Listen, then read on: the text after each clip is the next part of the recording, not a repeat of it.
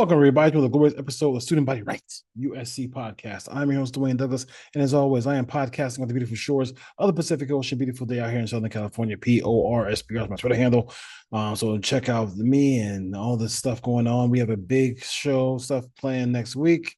I'm gonna wait till the Trojans do their due diligence this weekend in Minnesota before I announce anything. So I'm gonna wait for that moment first because a lot of it is predicated off of them winning this week. So hopefully they do their job out in Minnesota. Minnesota is not really a big time team. They've struggled to play a full game. You can say the same thing about USC, but obviously there's a higher ceiling with USC than there is in Minnesota. Their wide receiver core is not. I mean, they're not hitting their stride as far as offense, defense, special teams, all those things like that. So they everybody's making a big deal about the onside kick they had last week.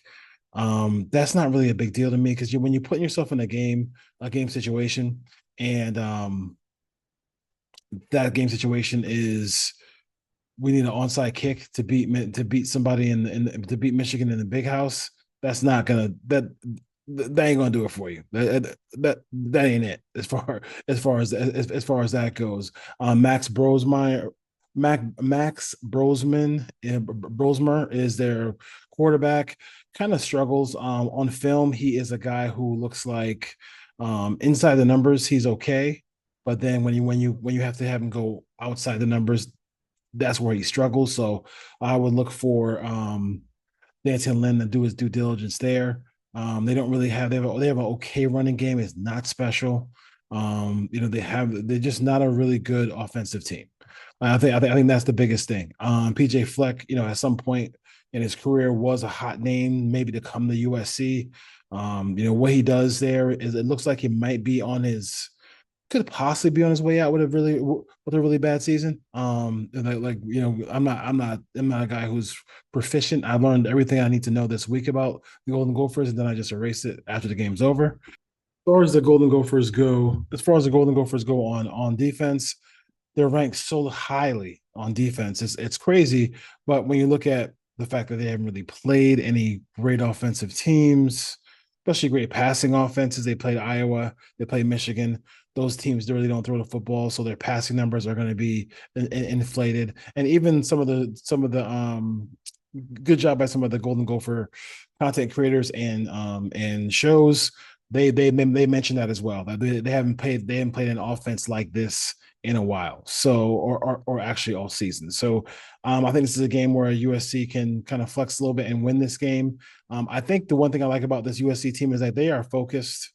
I thought after the Michigan almost win, the game that they could have won in Michigan, they came home and bounced back strongly against Wisconsin. So there's no situation where you're sitting there saying that there's a letdown of any sort or they're looking ahead. Like obviously we know next weekend is the Coliseum, CBS, Penn State.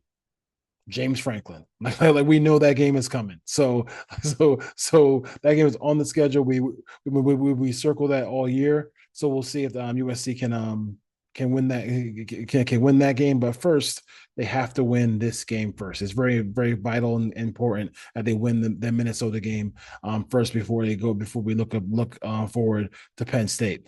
Prediction time. I really think that USC will actually let's go on roll over the USC side. Miller Moss is having a really good year. The offensive line is the weakest link on this team, and then they have to come together. And despite what they've done on the offensive line, you got to give Miller Moss credit and some of these running backs credits. They've gotten some big runs. They have made some big plays down the field in the passing game, but it's just really difficult to maintain what they're trying to do when you look at their offensive line. I mean, they're just continuously picking up, the wrong guys and leaving free runners going after a quarterback who was really not that mobile. And I think he ran a little bit just to keep teams honest. But I don't really believe that Miller Moss. You want to see Miller Moss on the edges running the football more than maybe one or twice a game, as far as that goes. So the defense, Danton Lynn, what can you say? This is the defense we wanted. we said, hey, if the US, if you give Lincoln Riley a defense that only gives up about 20 something points, 20 something points a game, 21, 22, whatever it may be, they're going to win. They're going to win their fair share of games, and this has been pretty easy to predict as far as that goes. If they give up 21 in this game, they're going to probably score 30 to 40 points in this game, and then they'll be fine as far as coming out on top in Minnesota. I know a lot of people from USC are making the trek up to Minnesota. Minnesota is a great state. And the weather won't be an issue. So that's another thing for USC. The weather will not be an issue there as well. It should be around 60, 70 degrees. I know that would help a lot. The cause of the Golden Gophers if they got some wind, if they got some snow, if they got some sleet, but they're not going to get any of that this weekend up there in Minnesota. I think USC wins this game. I'm going to go 31 to 21, kind of a business like, mentality, just like a methodical machine. Go out there and Miller Moss, 2 or 3 touchdown passes,